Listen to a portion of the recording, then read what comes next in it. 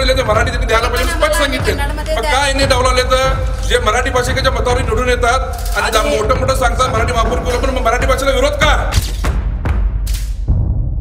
मराठी भाषेच्या रक्षणासाठी पुन्हा एकदा भिडले महाराष्ट्र एकीकरण समितीचे नगरसेवक. आम्हाला प्रशासनाचे उपकार नकोत, मात्र आम्हास आमच्या हक्काची परिपत्रके ही मराठीतच हवीत. महाराष्ट्र एकीकरण समितीच्या नगरसेवकांचा घुमला महापालिकेच्या सभागृहात मराठी आवाज. सत्ताधारी आणि विरोधी गटातील मराठी नगरसेवकांनी केला मराठी भाषेच्या परिपत्रकेला विरोध. मतदानापुरते असलेले मराठी भाषिक नगरसेवक आज मात्र सभेत मूग गिळून गप्प. संपूर्ण शहरात मराठी भाषिकांमध्ये उसळली संतापाची लाट. महापालिकेच्या आवारात ठेवण्यात आला होता मोठा पोलीस बंदोबस्त.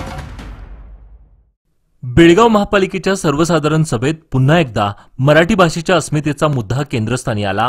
आज गुरुवार दिनांक 24 जुलै रोजी महाराष्ट्र एकीकरण समितीच्या नगरसेवकांनी मराठी भाषेतील परिपत्रकाची जोरदार मागणी करत ती न मिळेपर्यंत सभेवर बहिष्कार टाकण्याचा ठाम निर्धार व्यक्त केला.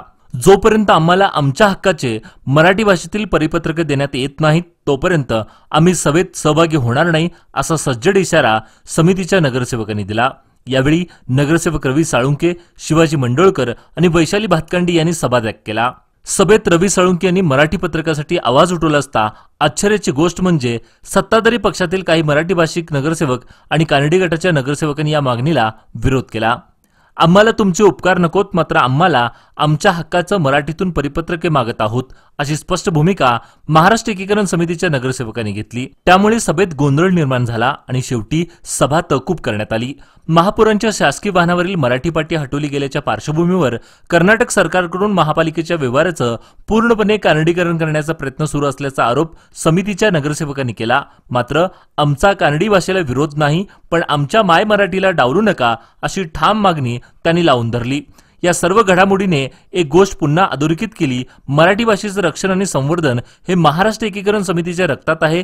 इतर पक्षातील मराठी नगरसेवक गप्प बसले असताना फक्त समितीच मराठीसाठी लढताना दिसून आली. एकंदर या घटनेमुळे बेळगाव शहरातील मराठी भाषिक जनतेमध्ये संताप व्यक्त होत आहे.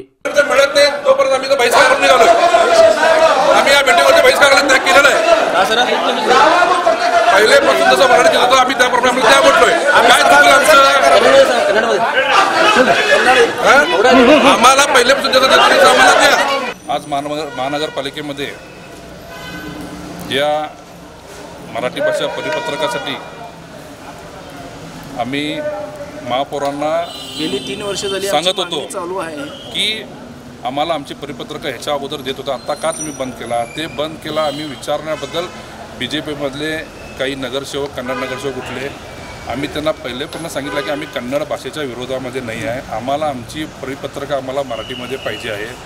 आणि BJPमध्ये पण मराठी नगरसेवक ते गप्प का? तुम्हाला मराठी माणसाचं मतदान पाहिजे. मराठी माणसं तुम्ही गाजावाजा करता आणि आता तुम्ही का याच्यासाठी गप्प असता? हे मला थेट त्या BJPमधल्या नगरसेवकांना विचार.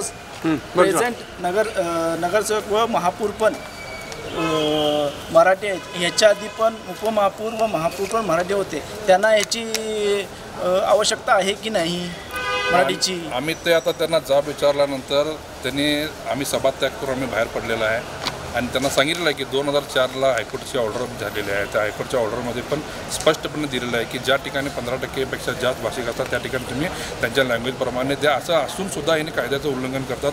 त्यासाठी आम्ही सभात्याग करून बाहेर पडले. ताई तुम्ही बोलणार आहे? गेले कित्येक वर्ष महानगरपालिकेमध्ये मराठी परिपत्रिका देत होते आणि आता त्यांनी सगळीकडे कन्नडमध्ये महापत्रिका द्यायला आहेत. आम्हाला कन्नड भाषेचा विरोध नाही आहे, पण आम्हाला आमच्या मातृभाषेची जाण आहे. आम्हाला आमच्या मातृभाषेमध्येच आम्हाला नोटीस पाहिजे. जोपर्यंत त्यांनी आम्हाला मराठीमध्ये नोटीस देत नाही तोपर्यंत आम्ही